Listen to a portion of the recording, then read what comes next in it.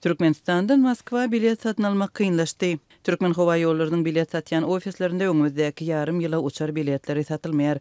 Goşmaçy töle bilen satylýan bilet hem köpdäl üstesine de olar gymmada düşýär hem köpler üçin el ýeterli däl diýip Azatlyk radiosynyň Aşgabatdaky habarçylary maglumat berýärler. Türkmen hava yollarının bilet satyan ofislerinin maglumat bölümünde oktyabr aýyna içinde Moskva biletin ýokdugyny aýdýarlar. Emma kassirlerin aýdysy ýaly bilet peýda bolanda üstüne 2500 manat gusmaçy berilip destine satyn alınýar. Diýip paýtagtdaky habarçymyz 30 aprelde aýtdy. Ortada uçuşlara amalaşýan Türkmen hava yollarının web sahypasynda içerki we daşary ýurt uçar gatnawlaryna bilet gözlemek üçin online gözlegi hödürlenýär.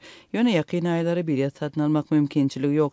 Aviakompaniýanyň resmi web sahypasynda Moskwa gatnaýan reýsler baradaky maglumatlarda yer ýok diýilen bellik görkezilýär. Bu aralykda Aşgabatdaky habarçymyz online bilet satyn almak mümkinçiliginiň paýtagtyň uçar biletlerini satýan ofislerinde hödürlenýänligini, emma bu hyzmatyň ýolagçynyň ýyzyna dolanmak üçin bilet satyn almagy bilen baglanyşykly teklip edilýänligini aýtdy. Ýyzyna dolanmak üçin biletleri diňe online görnüşinde we diňe bank kartasy bilen töläp satyn alyp bolýar. Agentlikde size bunu etmäge kömek edýän kassasy bar. Diýip habarçymyz aýdýar we ol köpçüligiň gaýdyş biletlerini Moskwada satyn alýanlygyny şol sanda tanyşlaryna hem garyndaşlaryna öňünden sargap satyn aldyrýanlygyny belleýär. Ortaya ýeşin gözleginde daşary ýurtlara gidýän türkmenistanlylar üçin meşhur ýurtlardan biridir. Soňky döwürde türkmen raýatlarynyň Türkiýe täýat etmek mümkinçilikleri kıyınlaşdy. 15 ýyllap türkmen raýatlaryny wizasyz kabul eden Türkiýe türkmen hökümetiniň haýyşy boýunça wiza talabyny girdi.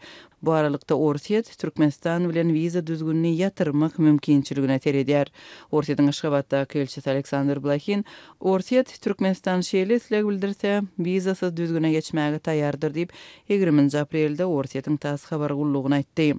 Türkmenistanyň hökümeti pandemiýa sebäpli yarım ýyllap togtadan halkara gatnawlaryna geçen tomusda täzeden başlaýaly bäri ýeşin gözleginde daşary ýurtlara gitmek isleýän türkmenistanlylaryň sany epeslerdi.